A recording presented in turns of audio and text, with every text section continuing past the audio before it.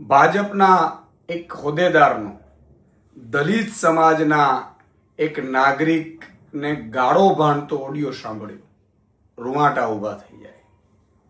આ રીતે આટલો અહંકાર ભાજપ વાળાઓ તમને કે અરવિંદ કેજરીવાલજીની સભામાં કેમ તમે ગયા, શું કામ ગયા?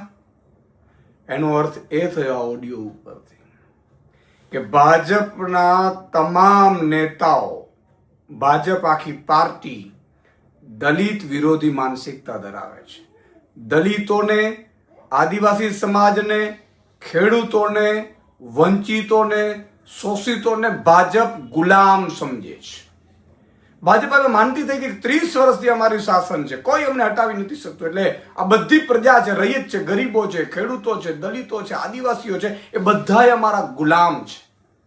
એટલું નહીં, તમે જુઓ ખેડૂતો ઉપર અત્યાચાર થયું, ભાજપનો એક પણ નેતા ખેડૂતનો ખ ન બોલી શક્યો. શું કામ? એની તાકાત નથી.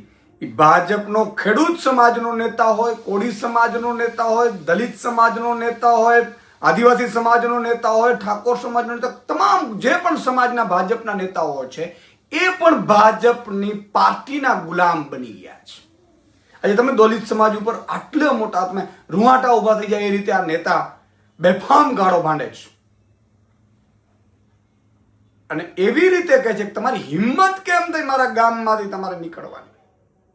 આ કેટલું વરવી વાસંત. અંગ્રેજોને પણ આટલો અહંકાર નહોતો.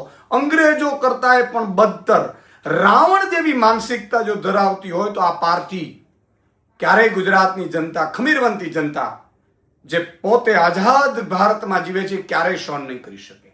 એ તમામ સમાજ હોય, ભાજપના આ નેતાઓની માનસિકતા, ભાજપ પાર્ટીની માનસિકતા આ ક્યારેય ખમીરવંતી ગુજરાતની પ્રજા સહન નહીં કરે. આજે આમ આદમી પાર્ટી છે એ અલગ અલગ જિલ્લાઓમાં આ અંગે પોલીસ ફરિયાદ પણ કરશે. પરંતુ મને એ પણ કહેવું છે કે ચમરબંધી નેતા જેવું કહેતા હતા, ચમરબંધીને છોડવામાં નહીં આવે અને એક નિર્દોષ દીકરીની રાત્રે 12 વાગે સરઘસ કાઢનાર નેતા એ આ અમરેલીના ભાજપના નેતાનું સરઘસ કાઢી શકવાની તાકાત ધરાવશે?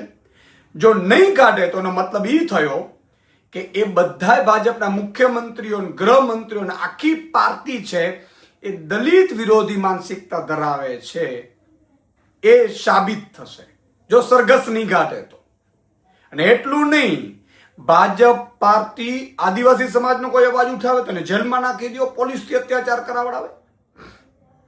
જેમ દુર્યોધન છે એ દ્રૌપદીજીના ચીરહરણ ભર બજારમાં કર્યું હતું, એ જ રીતે અત્યારે આબરૂના ભાજપે જનતાની આબરૂના લીરે લીડા ઉડાવવાનું શરૂ કર્યું છે.